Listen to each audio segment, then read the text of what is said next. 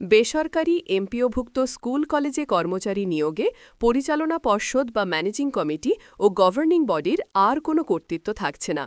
রবিবার ২৮ সেপ্টেম্বর রাতে জারি করা বেসরকারি স্কুল কলেজের প্রবেশ পর্যায়ে শিক্ষক ব্যতীত অন্যান্য পদে অনুসরণীয় নির্দেশমালা পরিপত্র থেকে এসব তথ্য জানা যায়।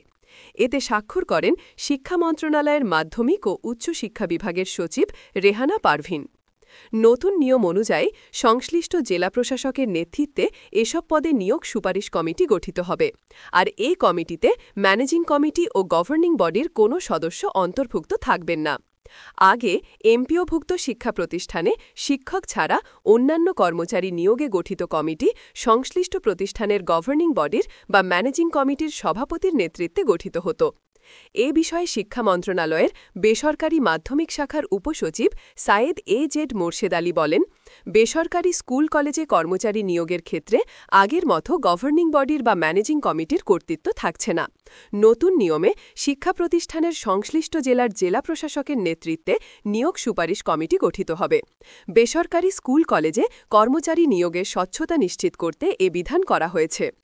পরিপত্রে বলা হয়, শিক্ষক ছাড়া অন্যান্য এমপিওভুক্ত কর্মচারী পদে নিয়োগ সুপারিশ কমিটির সভাপতি হবেন জেলা প্রশাসক। এ কমিটিতে সদস্য হিসাবে থাকবেন সংশ্লিষ্ট জেলার সবচেয়ে পুরনো সরকারি কলেজের অধ্যক্ষ বা তার প্রতিনিধি, সংশ্লিষ্ট শিক্ষা বোর্ডের একজন প্রতিনিধি পরিদর্শকের নিচে নয় এবং সংশ্লিষ্ট জেলার যুব উন্নয়ন অধিদপ্তরের উপপরিচালক বা সহকারী পরিচালক। কমিটির সদস্য সচিবের দায়িত্ব পালন করবেন সংশ্লিষ্ট জেলা শিক্ষা কর্মকর্তা। এতে আরও বলা হয়, নিয়োগ সুপারিশ কমিটি পরীক্ষা গ্রহণ, ফলাফল প্রস্তুত ও নিয়োগের সুপারিশ দেবে। নিয়োগ সুপারিশ কমিটি মৌখিক পরীক্ষার সময় প্রয়োজনে একাধিক বোর্ড গঠন করতে পারবে। জেলা প্রশাসকের প্রতিনিধির নেতৃত্বে নবম গ্রেডের নিম্নে নয় এমন ৩ সদস্য বিশিষ্ট বোর্ড গঠিত হবে।